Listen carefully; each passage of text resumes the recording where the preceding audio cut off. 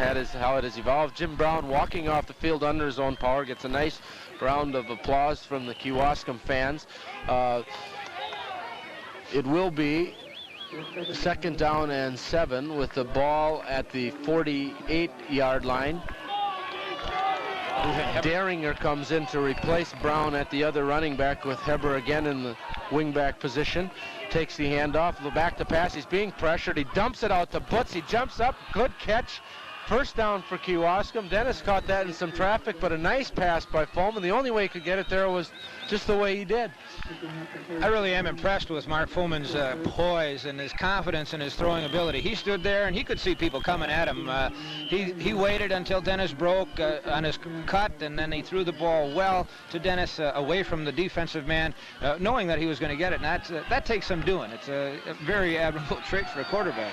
55 seconds left. Kurt Volk comes into the game, replacing Steve Seitz in that line. It's 1st and 10 for Kewaskum at the 45-yard line at Kewanee. Handoff up the middle, broken by Chris Harlow. He's to the outside. He has one man to beat. It's number 12, the quarterback. He punishes him one more time. I think Gassner has just about had enough for Harlow. That's twice tonight that he has brought down Chris after a long run. And again, demonstrating between Harlow and Brown that they need just that little bit of opening in the offensive line. Once they get into the secondary, they're dangerous. Again, if you're watching the line play, we had a pulling guard. Kurt Vogt just came in. He pulled out, kicked out the defensive end. Harlow cut off of that block and upfield. Again, it's deception. It's making the defensive back stand and watch for a moment to try to figure out what's happening. That's a great advantage. 1st and 10 for Kewaskum. I do not know what yard line it is. I can't see in the fog, but it's handed off to Daringer around end. He's hit after about a 3-yard gain, running off of Pesch's end that time. He tried to cut back and break it into the middle, but I think he got about 3 yards. It will be 2nd and about 7 with 20 seconds left in the 3rd quarter. I think Coach Pfeiffer will probably run one more play this quarter. On the other hand, he will not. I told you I wasn't going to predict anymore. He's going to let the clock run down, and we're just about to the end, and that is the end of the 3rd quarter of play with Kewaskum leading this football game over Kewanee 14-0. One statistic we may want to point out and talk about a little bit here, and we've talked about it before, Fran, is that in the 4th quarter, Kewaskum's defense has allowed 7 points. 1 touchdown all season, and that was kind of a gimme to Kiel when the game was over. A lot of younger players playing, but Kewaskum has proven in the 4th quarter to be a very tough defensive player, which with a 14-0 lead, Fran, could prove to be a vital statistic. Well, I think we can count on Kewaskum scoring one more time, and with the excitement level of the football game and, of course, their past experience, being well-conditioned athletes at this point, I think that there's a good chance that they can hold them out. Kewanee is going to have to try to play catch-up football, and that doesn't work too well. You're going to have to throw the ball a little bit more. You're going to have to gamble a little bit, and Kewaskum doesn't have to do any of that. Time is certainly on their side. Well, we have a little break in the action here. If the score maintains the way it is, it will affect the Kewaskum play. And when we get the next break in the action, we will let you know when that play will be. But we have a 2nd down and 8 for Kewaskum. I think the ball is at about the 7-yard line. Hands off to Daringer, swings around left end, cuts back to the inside, breaks a few tackles, gets about 3 or 4 yards. On that carry, again running to the outside, Brad Daringer, where they normally send him either on counters or on just basic sweeps, and we have a Kewanee player down, so we'll have an official's timeout. Regarding the play, the high school play. The high school play, which is South Pacific, put on by Dave Bertelson, with of which many of these football players are involved in either lead roles or support roles. If the score holds up the way it is, the play will be shifted from this Friday and Saturday night to next Tuesday and Wednesday night. Time, I think, is 7:30, but if you can call the high school for specific times on that. This is the first play put on by Mr. Bertelson as director. He assures me that with people like Mr. Daringer and Mr. Seitz and some other people, Mr. Nowak from the football team, I think, are in it, that it will be as devastating as this football team. So if you got some time, come out and enjoy it. They have some girls in that play too, don't they? A few. It's 3rd and 4 with 11:36 to play. Fulman back to pass. He's looking in his zone, wide open. Squire. Went right through the hands of Jeff, and I don't know if the fog is bothering, but I cannot see the ball from up here, and it could have bothered Jeff. I think he threw it right on the money, Fran. It just went through his hands. Again, a well-executed play. Jeff had a lot of end zone in front of him, and a defender about a step behind. So I think he maybe was just counting 6 points too soon. Lost the football over in the bushes. Still haven't brought the football back, but it's Brad Deringer in to attempt, I think, which would be about a 25-yard field goal. Harrigus holding. He does have the leg to get it there. It's put down. It's up. I don't know. I'll have to watch the official. It's good. That's a field goal for Kewaskum, and not many of those have occurred in the past years, but that's a big field goal. It now takes them out of 2-touchdown range of Kewanee. Even if Kewanee would go for the 2-point conversion, it takes 3 scores on Kewanee's part now with the score 17-0 and 11:24 to play. Watching some of Kewanee's players coming off, and just like Kewaskum, they've got players going both ways, playing offense and defense, and, well, of course, they have to do that. Schools that don't have great big numbers, they've got some good athletes, they got to play, but tackling and chasing good offensive backs like Harlow and Deringer and Brown, it begins to take its toll. I think that has a lot to do with that fourth quarter statistic. The defense toughens up, and it's going to wear down some of those other folks running against that and pushing against the line play that is very effective. Dennis Butz to kick off again for Kewaskum. He has the ball teed up this time. He does boot it away into the fog. Receiver waits for it to come down, takes it at about the 25-yard line, breaks into the middle, and is hit by number 75 with a good hit, sophomore Rick Heller. The ball carrier was stood up by Jeff Squire, and Rick Heller came in to finish him off. Kewanee starts deep in their own territory, the ball at about the 30-yard line. Time, like we've heard so often, is really a factor at this point. You're into the fourth quarter.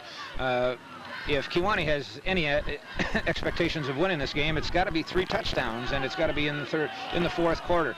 11:18 to play. That's a pretty big assignment for any team. I think that Kewaskum is starting to feel pretty positive about it, and maybe pretty soon we can start making suggestions about where to go next week to watch the game here. Later this week at Kewaskum, isn't it, Dave? Well, I'm sure we'll talk about it as the fourth quarter goes on, but if this score does hold up, we will be playing the winner. Unbridled optimism here. I think it's counting on it. We will be playing the winner of the Reedsburg Little Shoot game, which is also being played tonight.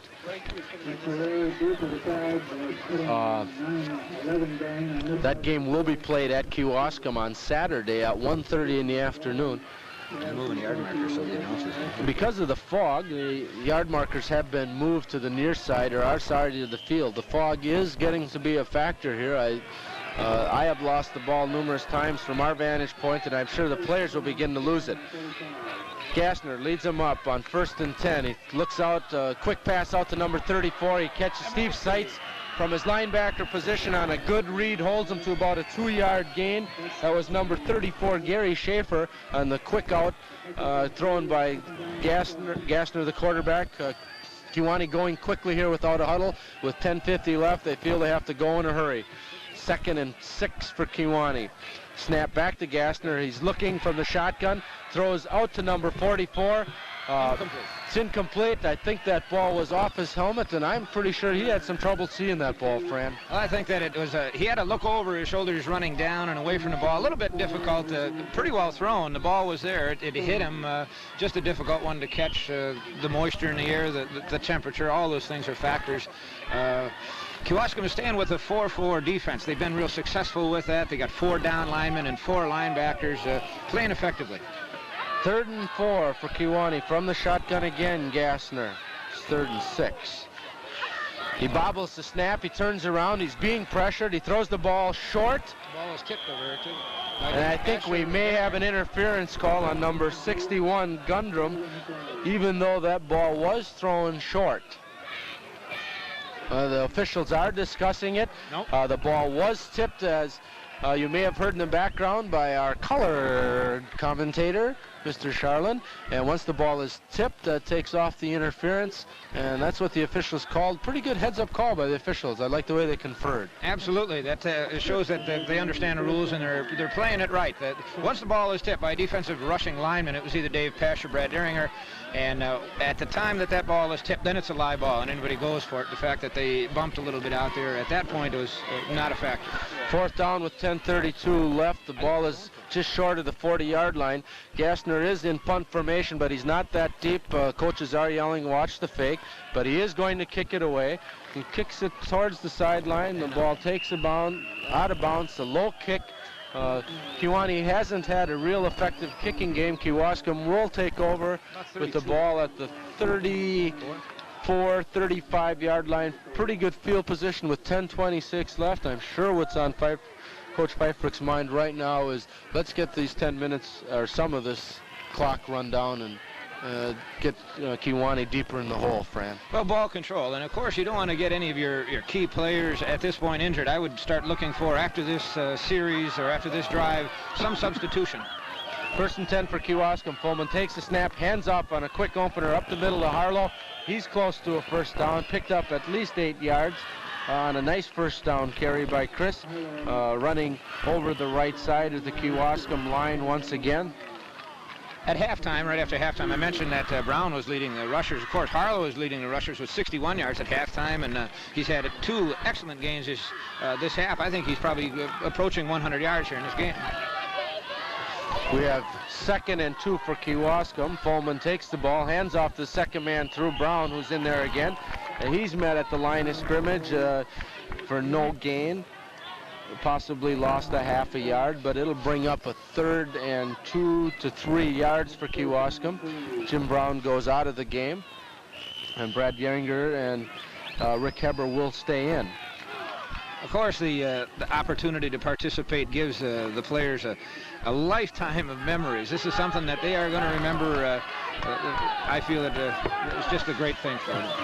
3rd and 2, Fulman hands off to Deringer. He breaks one tackle. He's up. It could be a face mask call. He's very close to the 1st down, but it looks like an illegal block. We thought we might have had a face mask, but we have illegal use of the hands, I think, on the Kewaskum offensive line. Talking to Kewaunee's They're talking to Kewaunee. I'm sure they'll take this penalty depending upon where the ball is in relation to the 1st down, but they will take it. Be a 10-yard penalty, which will bring it back and make it about 3rd and 12 for Kewaskum. With 9:19 left, I'm sure Coach Pfeiffer is not happy with the fact and would like to see no more penalties. Well, absolutely. You know, you get the thing going for you, and you're working on ball control, and then that sort of thing happens. It breaks the rhythm, and it's not certainly not good for him. 3rd and 15 for Kewaskum. Fulman again, hands off to Harlow. Quick opener off the left side. He breaks a couple tackles. He punishes 84, and he's close again to the 1st down. He may be just short, but a fine run by Chris. Picked up about 14 yards on that quick opener right up the middle. Fine offensive blocking from the line again, Fran. Absolutely. He was hit with an arm tackle on the line of scrimmage. He cut back to his right, saw some opening, and just kept his legs going. A lot of the proper kinds of things for a running back to be doing. He's really doing an excellent job. 4th and 1 for Kewaskum. Harlow will punt this ball away. Snap is a good one. Chris puts the foot into it. It goes off into the fog, and 34 runs back to pick it up. Ball's bouncing loose at about the 25-yard line down there by Kewaskum. The Kewaunee players on punt reception have not respected Chris's foot, even though that punt wasn't one of Chris's better ones. Again, it went over the Kewaunee receiver's head and bounced loose and came to a dead stop at the 25-yard line, where Kewaunee will take over 1st and 10 with 8:17 left and counting. Chris has been doing a lot of work in the game. If his punts are getting a little bit shorter, well, maybe his legs getting a little bit tired. Here they come up out of the huddle. 1st and 10 for Kewaunee. Gassner up under center this time, not in the shotgun. Long count. Back to pass, looking to his left side, looks back to his right. Lots of time, no pressure. Now he's scrambling around. Harlow's on him. Just missed there. He throws the ball. It's caught at about the 26-yard line. Right near the line of scrimmage, yeah, right. For very little gain. tackled by a slew of Kewaskum Indians, including number 50, Doug Miller. But quarterback had some time, but the defensive backs, again, with good protection, allowed Harlow and some other people to put pressure on and complete it for about a 2-yard gain. A little rule of thumb about defense, the defensive linemen, their responsibility is to stop the run and to rush the passer. Linebackers play the run first and then have pass coverage, and defensive backs, their primary responsibility is the pass. They play that first. 2nd and 8 for Kewanee. Gassner again takes the ball, rolls to his left, looking downfield, being pressured, breaks up the middle, now scrambling out to his right, runs, he breaks the tackle. Tommy Harrigus, I think, grabs him at about the 40-yard line. It should be enough for a first down, but Gassner again looked downfield, saw no receiver open, got a little pressure and broke it out for a nice gain, but 6:53 left here, Fran. Might not be able to see the receivers downfield. Of course, we're high atop the stadium here, so maybe our vantage point is a little affected by these low clouds. Might be better down there in the ground. Myself and Dan Wangren took the liberty of trying to drive the Booster Club van up here tonight. It was an atrocious trip, but we made it. Gassner again from the shotgun, takes the snap, looks off to his left. He has no receiver open. He pumps once. He's got pressure. David Pesh this time down. David Pesh was close a number of times. That time David got to him. Good pressure, good coverage by the defensive backfield. He lost 5, 10, 15. That's a loss about 15 yards, I think. Good play by the entire defense. Absolutely, no surprise now. They're going to be throwing. They got 2nd and about 25. 2nd and 25. Kewanee going without a huddle to save time. Gassner takes the snap. He's looking downfield. He's looking out to his right. The man is open, just overthrown. Kewaskum in somewhat of a prevent with 2nd and 25. They will allow passes possibly to be completed, but they want to stop him from a first down, want to eat up the clock here with a 17-0 lead with 6:15 left. The back came out of the backfield and swung a down and out pattern here about 14 yards and was open. He was just behind or in back of the linebacker and in front of the defensive back. He played the seam. It was a well-executed play, just not quite complete. Not quite complete, Mr. Charlin said. The Gassner again from the shotgun operating, takes the snap. Pressure being put on by Doug Miller. He's rolling out to the left, scrambling. Number 62, Steve Seitz, misses him. He tape walks along the sideline, gets close to the original line of scrimmage where it would be 4th and 10. He picked up about 13 yards on that scramble. Gassner again with a nice scramble, picks up about 12 yards to make it 4th and 13, and decision time for Kewanee here with only 6:05 left, trailing 17-0 in the 4th quarter. This is it. The loser goes home, the winner goes on. I think it's the point of no return. He's back deep. If they punt it, I'd be very surprised. They've got almost nothing to gain with that with 6 minutes left. As we said, this will be the last game for the loser, and Kewanee, it looks like they're going to punt, but no, they're faking it. Danny punts. Ball again, hits short. Jim Brown brings it up the middle. Kewaskum, I think, was more concerned about that fake punt and not so much on setting up a return that time, Fran. They just wanted to make sure that Kewanee did punt the ball, or if they did fake it, they stopped them short. Kewaskum takes over 1st and 10 with 5:50 left. You're absolutely right, Dave. Kewaskum's covering all their bets. They're playing it smart, playing it safe. Excellent field position. They've got 5 minutes and 51 seconds left. A little ball control here. They can eat up 4 or 5 minutes of the clock. We're getting into real exciting moments for Kewaskum fans. You got it. We can see the clock. The ball is handed off to Harlow up the middle. He breaks a few tackles. He's in the open. Look out! Look out! It's 12 again. It's Harlow and number 12. He's got him from behind, and he carried him about 15 yards on his back before he was finally brought down by number 12, Gassner. I'm sure that took Harlow over the 100-yard mark.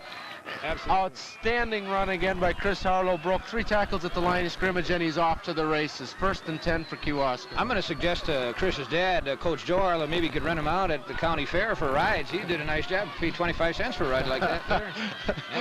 Chris Harlow took number 12, the quarterback and defensive back for Kewanee, for about a 15-yard ride before he was finally dragged down. The ball is inside the 10-yard line at about the 8-yard line, so it will be 1st and goal for Kewaskum, threatening late in the 4th quarter, leading 17-0.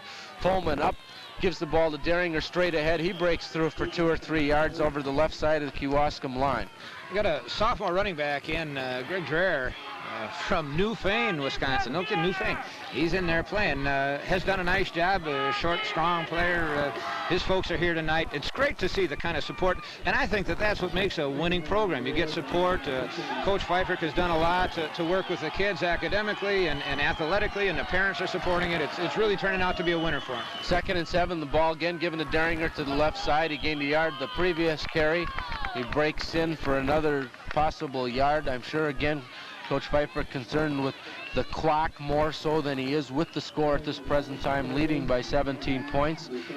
He would like to just keep control. As a matter of fact, he'd like to possibly just keep them down deep in their territory and run 2 more plays and take some more time off with 4:30 left. Kewaskum comes up to the line of scrimmage with a 3rd and 7. Ball on about the 7-yard line.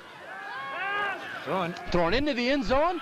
It is caught by Dennis Putz.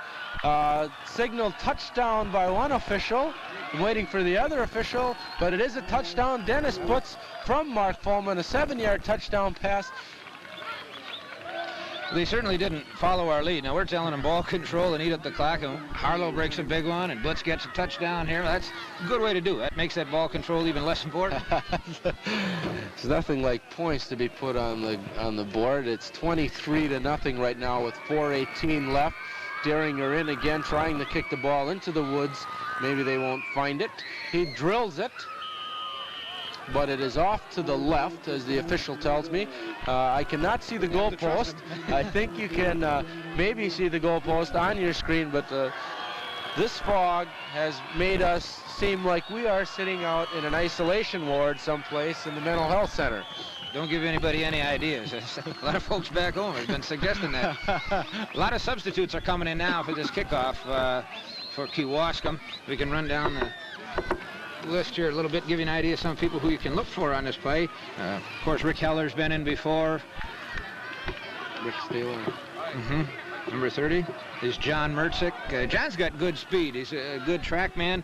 Really can leg it if he gets an opportunity. So he should be down there covering pretty good.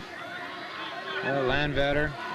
Dennis Butz again to kick off for Kewaskum as the ball laying flat on the tee. We will see the patented squib kick by Kewaskum. Drills it through the first line of Kewanee people. That is down, picked up, he bounces off, he breaks to the outside and is pushed out of bounds by a 35. Whole gang of Kewaskum tacklers. First one in on the tackle, I think, was number 15, Rick Staler, and John Nowak and Tim Landvater. Trailing 23-0 with 4:15 left. The fog rolling in. I'm at a loss for words sometimes because Kewaskum is going to go on to the second game in this playoff series, and I just think that this is one of the greatest things that I can think of happening to Kewaskum sports. Gassner again will be quarterbacking Kewanee from the shotgun. They'll be in the prevent. They'll leave him complete some passes short. The ball is thrown. It's off the hands of the receiver out there, covered by number 61, John Gundrum, a junior for Kewaskum. It'll make it 2nd and 10 with a little over 4 minutes left. Kewaskum's doing a good job. They can lay back here. They know that Kewanee has got a throw, probably just to try for a representative score. It's been a great defensive performance on the part of Kewaskum to shut off a team that has won the Packerland Conference here. Looks like Kewaskum is going to march on to 10-0, folks, and the ball is taken by Gassner. He looks, cuts across the middle. That's intercepted by Tim Landvater. He's been close all night. He takes that ball at about the 45-yard line on an interception. They've run that play once too often. Timmy Landvater, I think, his first interception of the year. Tim has worked hard. He's put a lot of work in. It's good to see him get a play like that in a playoff game. Well, of course, I'm prejudiced working with a wrestling program just a little bit, but I think that to have those kinds of folks that are just strong and very committed, not that wrestling has done that, their parents have done that, and their commitment has done it, but I'm just saying that as a conditioner and as something to help him, Tim plays well. He isn't very often knocked off his feet. Great thing. I'm very happy for him. First down for Kewaskum at the 45, handed off to Derringer off the left side, picks up close to 4 yards. It'll be 2nd and 6 for Kewaskum. 23-0, 3:20 left in this ball game, and Kewaskum is going on, folks, to the semifinal contest to play either Reedsburg or Little Chute at home in Kewaskum. And some of the Kewaskum, Jeff Squire and Dennis Butts, going off the field now to a warm round of applause from the Kewaskum fans. Pullman again takes the snap, hands off to 46. That's Greg Dreyer again, only a sophomore, playing in a playoff game. It's got to be a big thrill for a sophomore being up. Oh, absolutely, and it's good for the program. Those younger guys are going to see this, and they're going to be hungry for it again. They're going to want to go after it. I do have to make comments about wrestlers. I'm sure when Mr. Rizzardi's here, he talks about the FFA. He gets a little plug-in for those guys. Basketball. Pullman up under, takes the ball, hands off again to Dreyer, tries the right side. He's tackled by the whole Kewanee team, who was at this point trying to get the ball loose, and Greg Dreyer says, welcome to Kewanee. I think you notice a different level of play. Greg, being a sophomore, hasn't had a chance to mature and to get the strength and the quickness where a Harlow or Brown would break a tackle. The guy would touch him, and that isn't going to make too much difference. Where, not that Greg isn't strong, but it's just there's a lot to be said for maturity. Dreyer and Mertzik again in the backfield. This time it's Mertzik up the center for about 3 yards on that 4th and 8 play. Kewaskum electing again to run a play with only 2 minutes left. It's turn out the lights. The party's over. We're supposed to sing that, aren't you? I'm not. Mr. Bertelson is here tonight. He said he would come over and sing for us. But okay, turn out the lights. I think you'd be better off with on the road again here. So we're going to be hitting it pretty quick. 1:50 left. Kewanee takes over the ball at about the 41-yard line. 1st and 10, trailing 23-0. Fine season though for Kewanee. They won a game they had to win. Gassner again takes the snap, throws out to the right. Intercepted. Looked like Tommy Harrigus again. Yeah, he read it. Read the ball well from his safety position, came up, had a shot at it. It would have been his 4th interception in 4 games, as Tommy corrected me last week for saying 2 and 2. I was going to say we got some substitutions coming in here for defense. John Nowak, Jr., defensive linebacker, is in the game. Believe it or not, John too is a wrestler. Some wonderful people. Okay. Gassner again calling signal, 2nd and 10. Throws quickly out to number 33, who was on the reception. And it's hit after about a 6-yard gain by number 15, Rick Staler. And Ricky Miller's out in there. On the tackle, Rick Miller and Brad Bartelt will bring up about a 3rd and 3 situation for Kewanee at this point in the game. I'm sure Coach Pfeiffer and the rest of his Indians, who I cannot see because they're on the other side of the field, and the fog is just terrible. At this point in time, I think are beginning to feel like this game is theirs, and now they can concentrate on the next. I think my prediction was right. I think I predicted a shutout by Kewaskum. Very good, Mr. Charland. With 55 seconds left, again quickly thrown out to Schaefer, who wants to throw it deep. No good. And he was pressured pretty well that time, covered well by Kewaskum. Brad Bartelt in, putting the pressure on Schaefer, was looking for number 83. That's Brian Hartwick cutting across from the far sideline. But he was rushed into throwing that. Brings up 4th and 2. All that's left is 46 seconds left, and the Kewaskum crowd begins its chant of na-na, hey, goodbye. We're still going on, and Kewanee, after a fine season, will be going home to hang up the pads.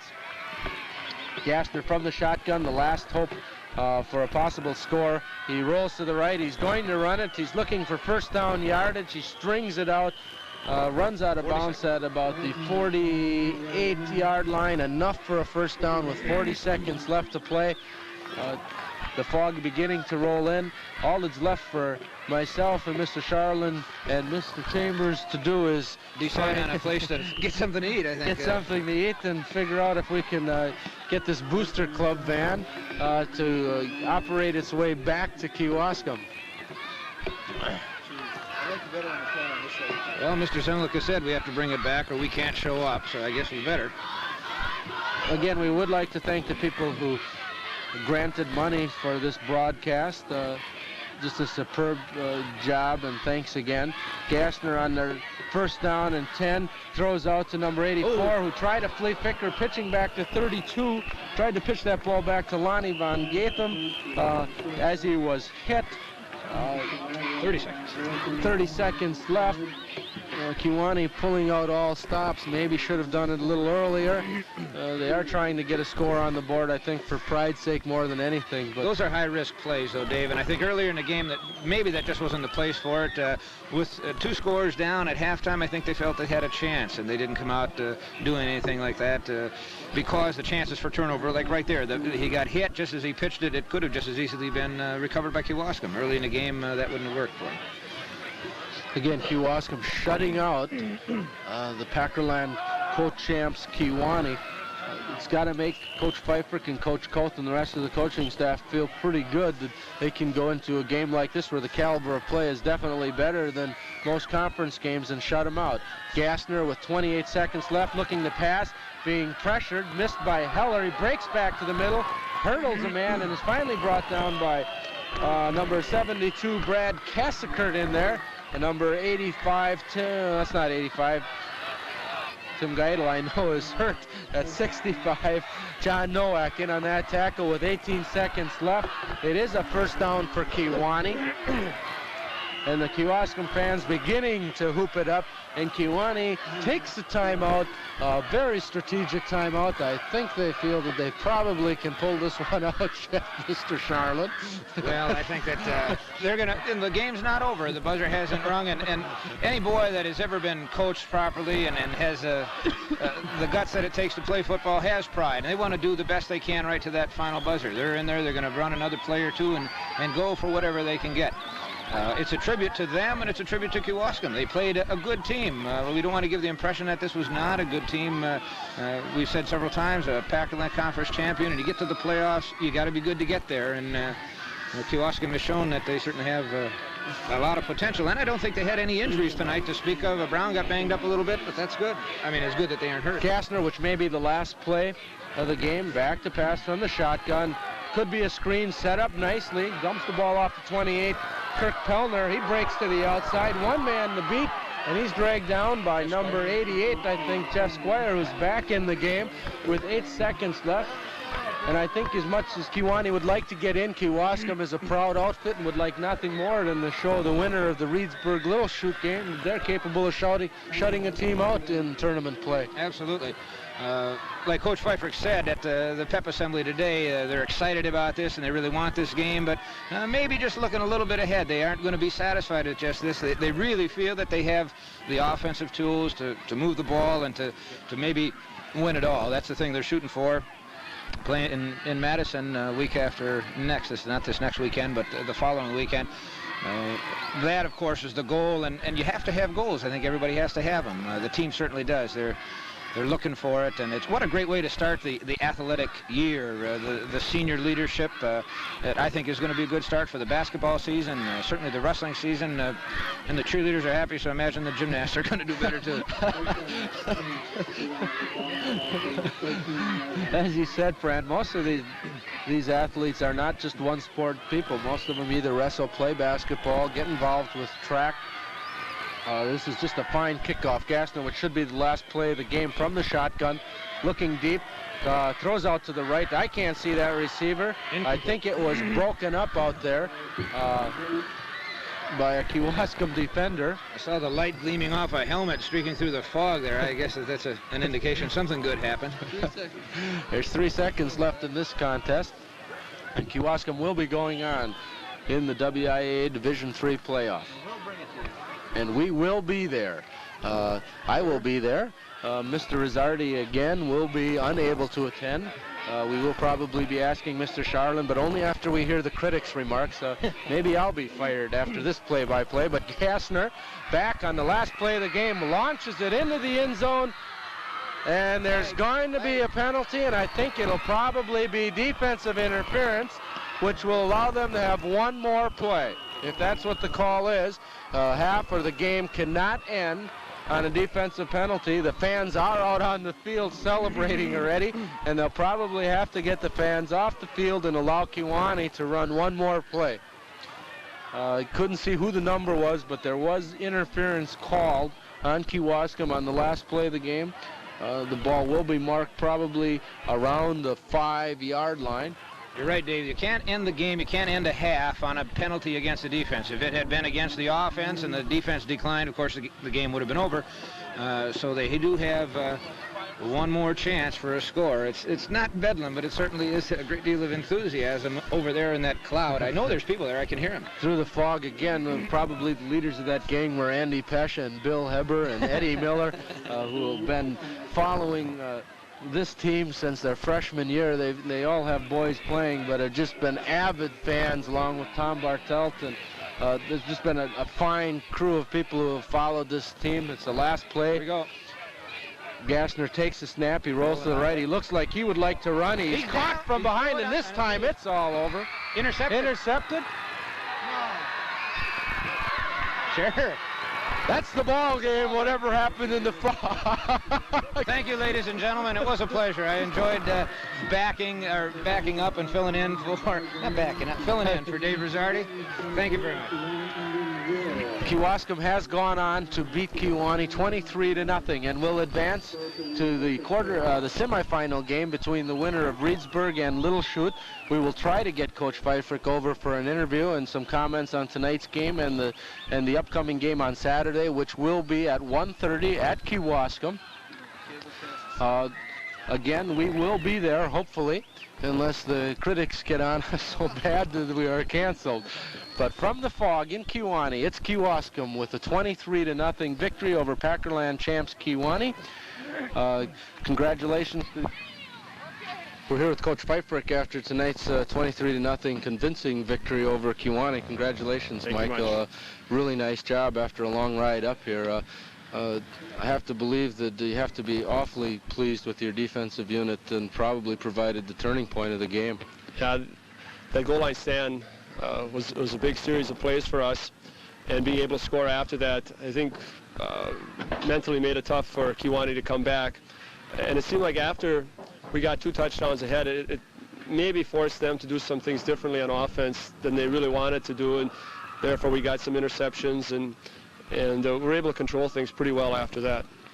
Again, shutting out a conference champion or co-champion has to be very satisfying to you. We had to control their quarterback, and in the second half he was running around loose a lot of the time, but he never really got away from us for any long yardage. So I felt we did a satisfactory job in that regard. He's a good athlete, probably the best part of their offense, and we were able to control him enough to get a shutout. Offensively, I think Chris Harlow probably picked up a little bit for Jim Brown tonight. Yeah, it did seem like that. Really, I think Chris and Jim are very much alike, and it just seems so far this season that the better plays have been Jim's plays, and tonight our blocking patterns were a little bit better for Chris's play, so he was the one that was able to make the big yardage. This takes us on to the semifinal game in the Division III playoff. Getting a little closer now, Michael. One more left, and then we'll be at the big place, not Waupun, but know anything about 1:30's game, which will be at Kewaskum? Yeah, it's Saturday afternoon at 1:30 in Kewaskum, and I thought we had very little time to get ready for this game, and it's going to be the same thing all over again come Saturday. The opponent will either be Little Chute or Reedsburg. Little Chute is a very huge football team at all positions, and Reedsburg is not as big, but they're extremely quick. So that's what we're going to be facing on Saturday. Well, congratulations again, Michael. Let's win them one at a time, and let's get it all the way. All right. Thanks so much. From Kewanee, this is Dave Weeder along with Coach Pfeiffer. Kewaskum, we're getting starting lineups for this afternoon's game. Number 10 for Reedsburg, John Mayer at quarterback.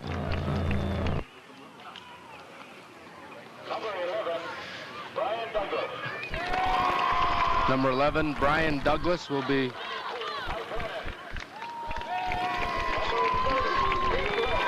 number 30, Pete Licht will be the fullback. Number 52, Tom Rockweiler will be the center. Number 67, Dave Volk. Number 73, Randy Kelsey. Number 74, Ron Baumgartner. Number 75, Tim Greenwood.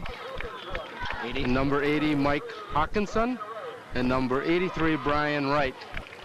And for your Kewaskum Indians this afternoon, the starting lineups. Number 88, Jeff Squire. The other end will be number 87, Dennis Butts. At one tackle, number 79, John Swanson.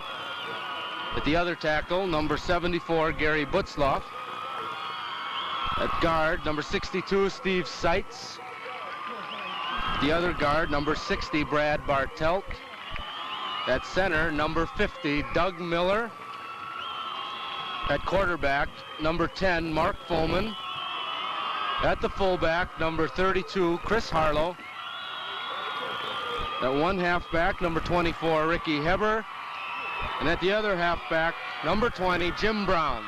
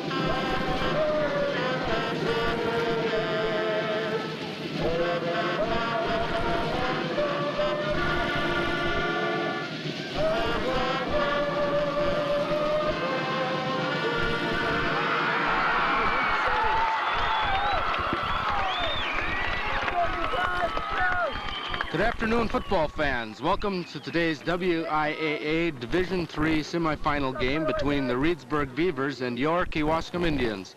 I'm Dave Weeder, along with Fran Charlin, bringing you all the action.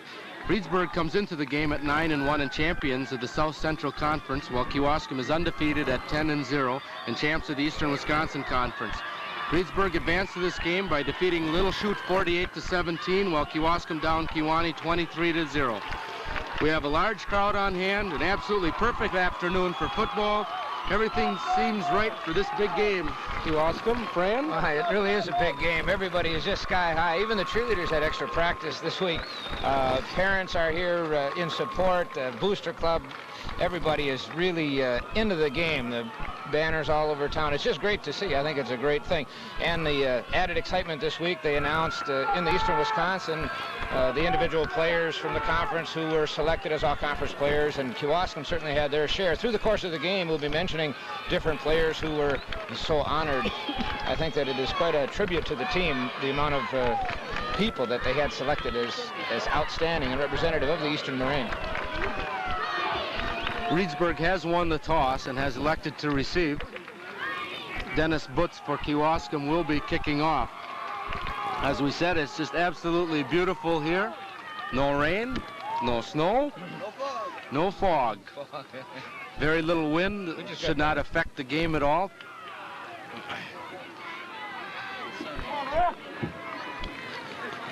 Deep for Reedsburg to receive the kick is number 22, Mark Lennon.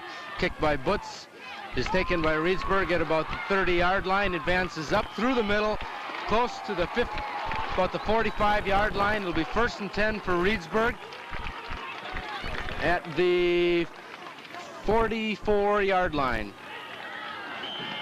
Like you pointed out, Dave, beautiful day for football. Last Tuesday, Kewaskum played well in the fog, and we know that Reedsburg is a throwing team. It'll be interesting to see what they do with it this first possession. Reedsburg scored last Tuesday night on passes of 80 and 84 yards in the first 4 minutes of their game against Little Chute.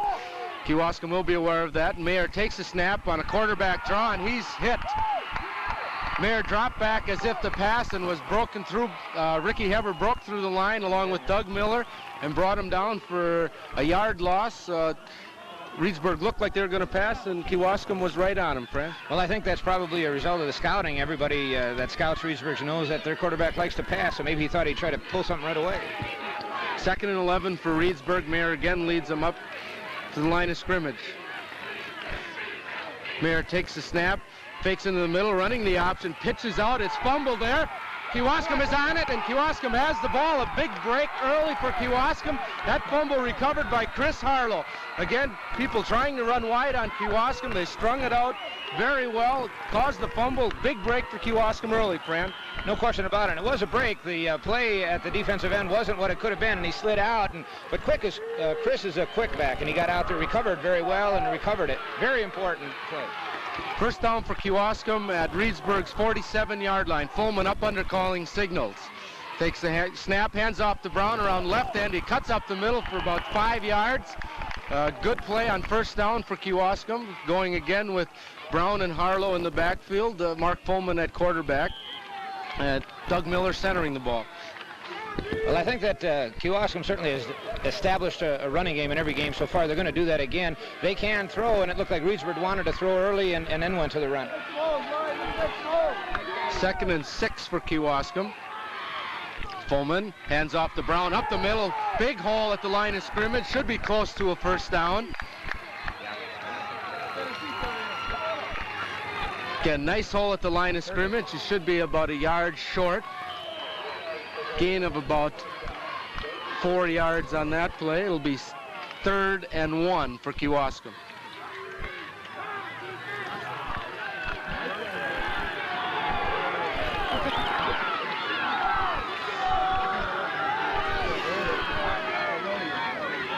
Fulman takes a snap, hands off to Harlow. He bobbled it.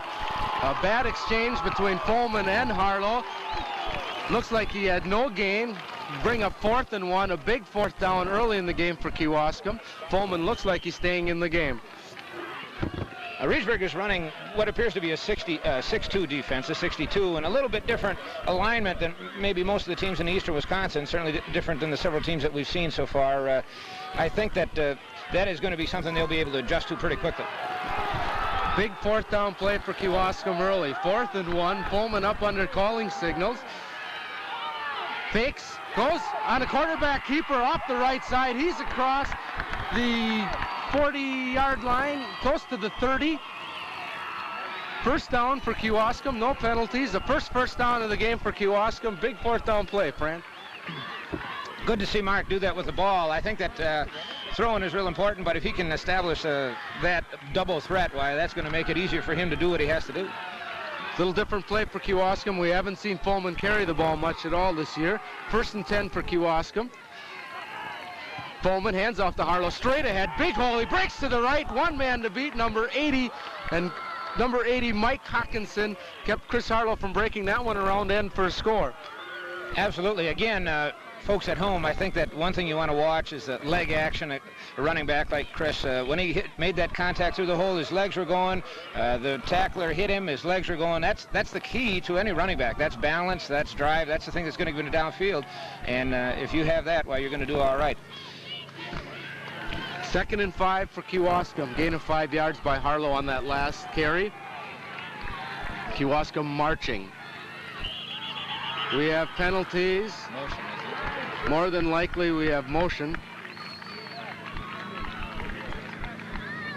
Both refs threw their flags, both line judges. Oh no, offsides against the defense. Offsides or encroachment against Reedsburg, who is 2nd and 5. It'll be very close to a first down, if not.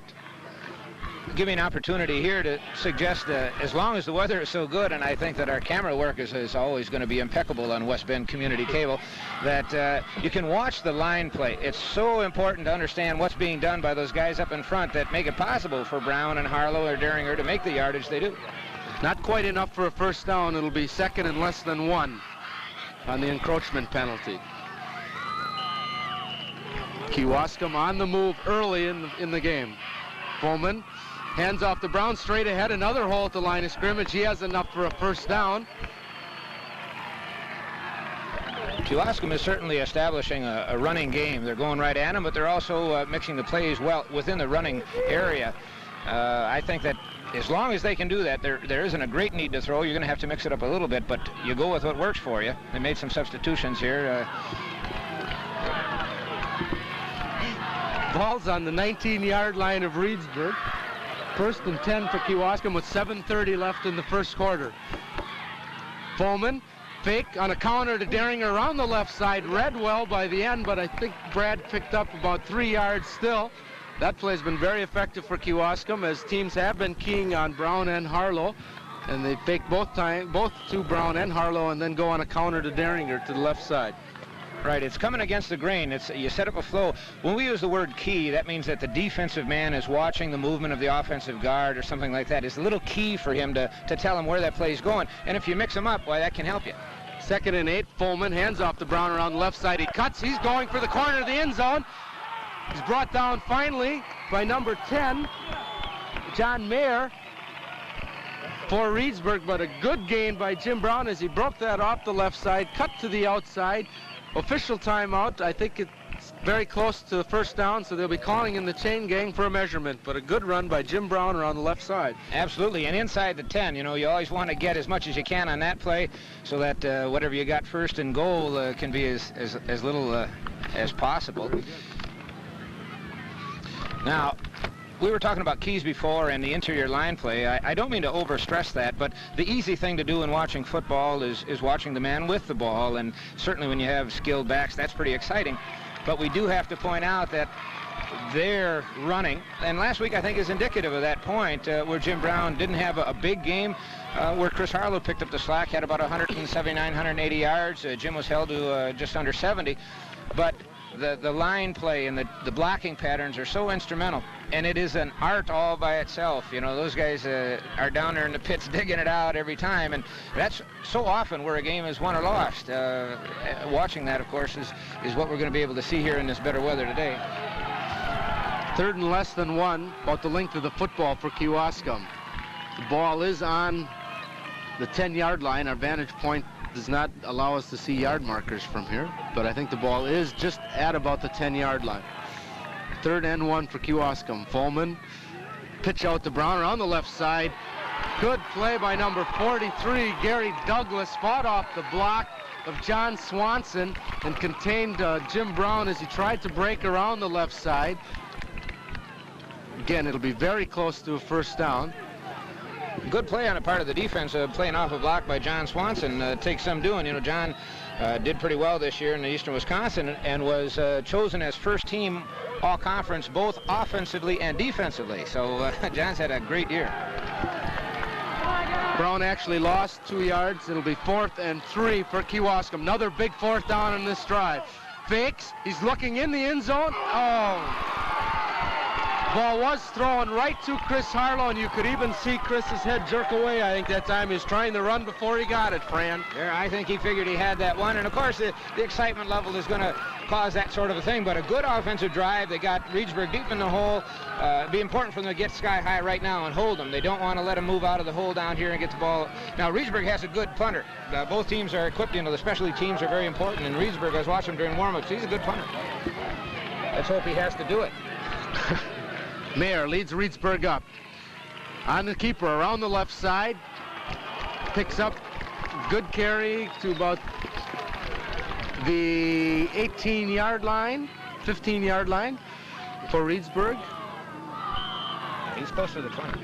30. Gained about 7 yards. It'll be 2nd and 3. Starting lineup on defense for Kewaskum are Chris Harlow and David Pesch at the ends, and Miller and Deringer at tackles, Heber Landvater and Seitz at the linebackers, and Harrigus, Butz, and Squire at the backs.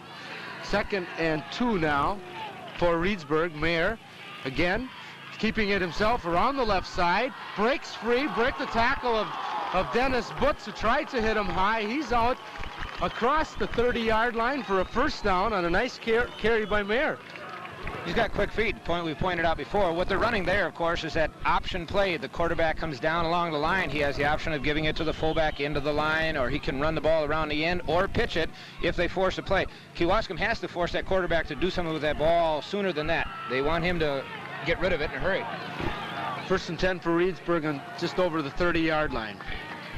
Mayer drops back on another quarterback draw right up the middle, breaks another tackle, and he's out close to another first down. Mayer seems to be trying to do the thing all by himself here, Brad. Well, he's demonstrating good running skills. This quarterback has started for Reedsburg for 3 years. He started as a sophomore, and I think they made it to the state playoffs 2 years ago. A number of students here in Kewaskum saw him. Well, I think that they know that they've got to worry about him, and they've got a tight end who sometimes plays split end, number 83, who is also a good receiver and cannot be ignored. Ball at the 43-yard line. Reedsburg marching. 1st and 10. 22 in motion. A little mixed direction on a counter to number 20, and he's hit by 66 Tim Landvater and 62 Steve Seitz. Gain of about 2 yards. Kewaskum's linebackers there did a real nice job. They read the play. Their key is their near back. What happens with that misdirection or something, they got to go with that one man, and they watch his play. Both of them did that very well. That's a well-disciplined play. Ball's on the 45-yard line. Reedsburg has not attempted a pass yet. 2nd and 8 with 4:13 left in the first quarter. Mayer again goes to the right side on a keeper, and he's into the backfield again and hit there by Jeff Squire. But again, nice hole opened up at the line of scrimmage. They blew out the linebackers, and it took a defensive back to bring them down. Right, if we use the phrase stunt or blitz or something like that, of course, we're talking about the linebackers playing as a down lineman and rushing in or shooting a gap between offensive linemen. And Kewaskum has got to do that, I think, to break up a blocking pattern. That option is being a little bit of a problem. It looks like Mayer's going to run it every time. Ball is at the Kewaskum 42-yard line. Mayer up under calling signals. Number 30 in motion. Hands off up the middle. A little misdirection play to number 22. And he's still on his feet fighting for yardage as he's hit there by Jim Brown. That was Mike Lennon on the carry.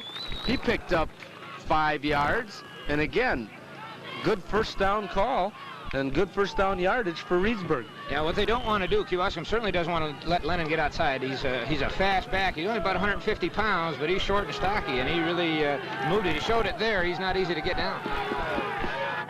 2nd and 5 for Reedsburg.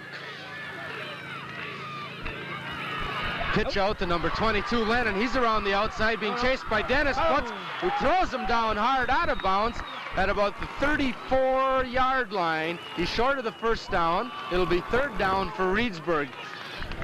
The reason that play can be such a threat is because of the optionness of it. And linebackers have to play the run first, and Chris Harlow jammed the play up, and the quarterback pitched out. But Dennis Butz, the defensive back, has to play the pass first, and it's just it takes a step to come up. That's what made 3 yards for him. 3rd and 2 for Reedsburg. Big play. Taken by Mayer. He's out to the right side, breaks around end. He has the first down. He's inside the 30-yard line, down to the 26. Another first down for Reedsburg. Kind of surprising here, Fran. I think Kewaskum expected them to come out throwing, and as of yet, with 2:55 left, they haven't thrown a pass yet. No, well, of course, that running game is working for him, and that's maybe a good thing for the coach to do, expecting the team to prepare during the week for a passing game and then come out running against them. This option is working. The defensive end's got to do better. They got to force that quarterback. We'll get more out of David Pesch before long. 1st and 10 for Reedsburg on the 27-yard line. Mayer again around the left side on the option. Breaks across the line of scrimmage for about a 2-yard gain. Hit there by Brad Deringer, tackle for Kewaskum. I think Brad switched back to linebacker, and John Swanson is in at tackle. Well, you, of course, want to be able to use his speed as much as you can, and John is a wrestler as well and very strong, and so having him back in, it can only help you. Brad Deringer is at tackle right now for Kewaskum. It's 2nd and 7 with 2 minutes left. Mayer on the delay, but he's hit behind the line of scrimmage for a loss, that time by Tim Lonvater, Brad Deringer, and David Pesch. Chris Harlow came in and hit him up around here. He threw him off balance, and Tim got underneath him there. Good play. Now, that's the thing that they're going to have to do. More pressure, more movement off the line. We said that coming off the ball offensively is important. The defense doesn't know the cadence, but they've got to be just as quick as they can be so that the offense doesn't have the room to move behind the line of scrimmage and pick a hole. 3rd and 7 for Reedsburg. Very fast first quarter. Mayer around end. Back broke the wrong way on that option play. Number 22, Lennon, broke to the left side. Mayer took off around the right. Nobody was there to pitch to. Play defense very well by David Pesch from his left line defensive end position. Stacked him up, and it's 4th and 7. Big play for Reedsburg. They're going to call timeout. Good opportunity for us to interject a little commentary here. The risks in having a play like the option where several people handle the ball, of course, is the turnover. Now, Reedsburg has showed good discipline, and that hasn't been happening, but there it was clearly a broken play, and the quarterback did the smart thing, just cover up and hold on to the ball and not let it get turned over. I would like to mention at this time that Mark Foreman, the quarterback from Kewaskum, was 2nd-team quarterback in the Eastern Maine Conference. Jim Brown, who was the Offensive Player of the Year, was 1st-team running back and 2nd-team linebacker. Brad Deringer was 2nd-team wingback in Eastern Wisconsin. Chris Harlow was 2nd-team putter, 2nd-team defensive end. And Doug Miller, who plays center, was honorable mention center. Steve Seitz was 1st-team offensive guard. Dave Pesch was 1st-team defensive end. John Swanson, as I mentioned earlier, was chosen 1st-team both ways. Dennis Butz was honorable mention both offensively and defensively, and Jeff Squire was 1st-team both ways. So Kewaskum certainly has the personnel to play a good game, and they have. They've stopped a lot of teams for very few points. I think they're going to do it today.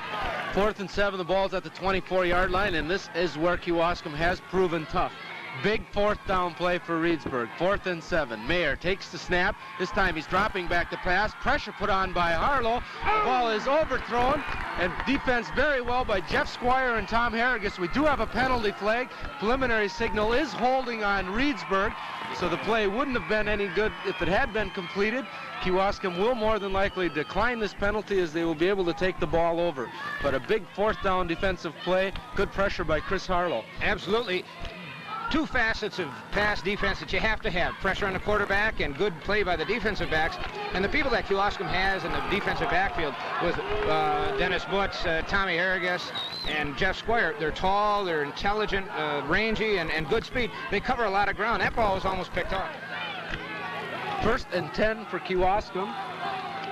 Ball on the 24-yard line. Foreman calling signals. Hands off to Brown up the middle. Stutter steps, looks for a hole. Hit by number 73, Randy Kelsey from Reedsburg. Be 2nd down. He gained 4 yards on that carry. Kewaskum again sticking to the ground. Only 1 pass attempt, 2 passes, 1 by each team attempted so far, and that's the reason there's only 40 seconds left in the first quarter. Really making it roll there. That's great to see. 2nd and 6 for Kewaskum. Foreman up under calling signals. Takes the ball, hands off to Harlow up the middle. He plows forward for about 4 yards. Kewaskum with the ball close to the 30-yard line. Be 3rd and 4. Woody Hayes would like this kind of football. You know, give it to a running back and just hammer at him, and Kewaskum has the horses to do that. I think that the strategy has got to be, let's not make a mistake early. Let's not give them anything. Make them earn it. You know you're good because you're here, so you're going to make that team earn it. You're not going to give anything to anybody. Officials timeout as the quarter ends. The clock has run down with the score Reedsburg 0 and Kewaskum 0. Relatively conservative first quarter, Fran. Well, I think that's the thing you want to do in an important game as you're trying. If you watch the sequence of plays, Kewaskum ran some plays to the right, they ran some plays to the left, they ran some in the middle. they're going to communicate with their people. Offensive guards, offensive tackles are going to say this play works, that play works, here's what we can do, and then those are the ones that are going to make some yardage for you. So right now they're checking out the other team and then finding if they can find a weak spot and maybe crack that armor a little bit. As we said, Reedsburg defeated Little Chute 48-17. A lot of points put on the board by Reedsburg in their earlier contest against an undefeated Little Chute team, which dictates that they do have some offensive firepower. Yeah, that's right, and I think that Kewaskum's defense has done an outstanding job so far. That one drive, although they moved the ball well, Kewaskum stuck in there. No mental errors. They're playing it well. Big third down play for Kewaskum. The ball approximately on the 29-yard line. Fulman, 3rd and 4, calling signals, takes the ball, looks downfield for receiver. He's being pressured and hit hard by number 73, Randy Kelsey, the tackle for Reedsburg. Good pressure on Fulman from the start that time. Never really had a chance to set up and look downfield. Well, that's right. He just turned and then he got hit, and there was a receiver open.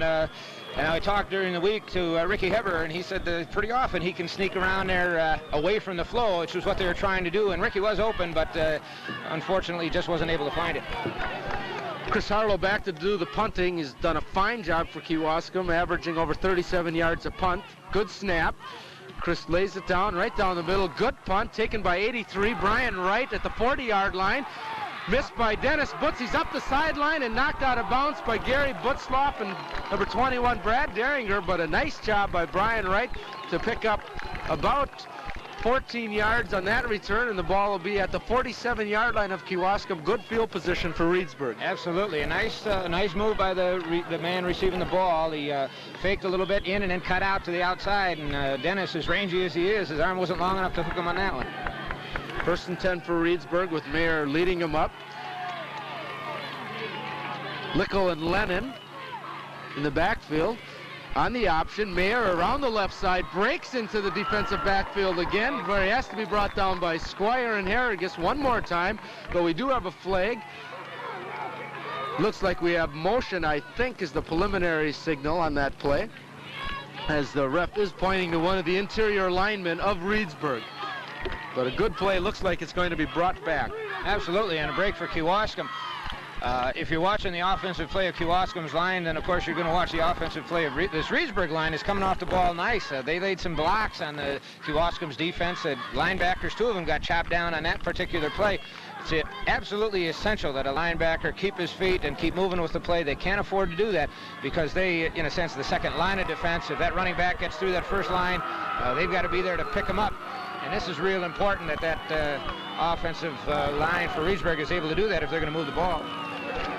The reason that play probably worked so well is you see we have a big penalty being marched off. It was a clipping outside of the free zone by one of the linemen, which results in a 15-yard penalty. It'll be 1st and 19 for Reedsburg. A big penalty which pushes them back across the 50 in the Kewaskum territory. Mayer looking downfield, thrown right at Lon Botter. He's bobbling it. He's got it. Whoa. Hey, Jimmy Lodbotter and Steve Seitz fighting over it.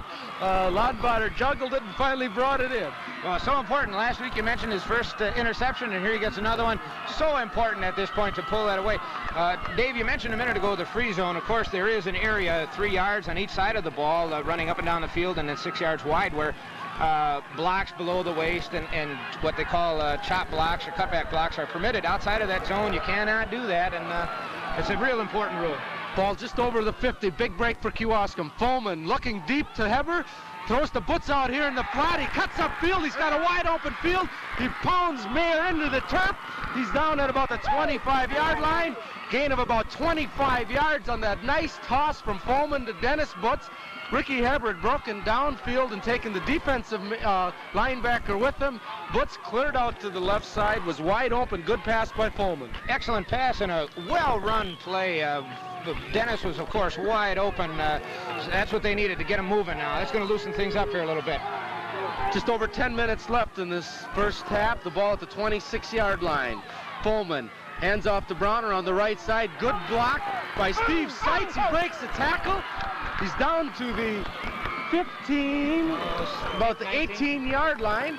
but a good block by Steve Seitz to spring him, and then Jim Brown just kept chugging and all the way down into the 18-yard line. Nice move. You know, Jim's got moves. He's out there. He's got good speed, and he cut little fake outside, cut inside, good for a couple more yards, but great to see. And just exactly what we were saying. They threw it and were successful and come back the other way to run. You got to keep those defensive linemen honest. 2nd and 3 for Kewaskum. Again driving. Foreman to Harlow. Up to Brown. He breaks to the right side. He's hit there by number 80, Mike Hawkinson from Reedsburg. But again, a nice hole opened up on the left side of the Kewaskum line for Jim Brown. First down for Kewaskum at the 11-yard line. It's an interesting position. They can get a first down before they get a score. I'd rather have them get a score, but that's something we can see here. They're starting to move the ball, starting to open up. We said the first quarter they were checking it out. Now maybe they're going to get something going here. Kewaskum drove the ball well the first time they had it, and now again are threatening. The ball at the 11-yard line. Foreman to Harlow, breaks around the left side. Number 83 is there, but he rolls right over 83 for a gain of 3 yards. Number 83, Brian Wright. What you got to do?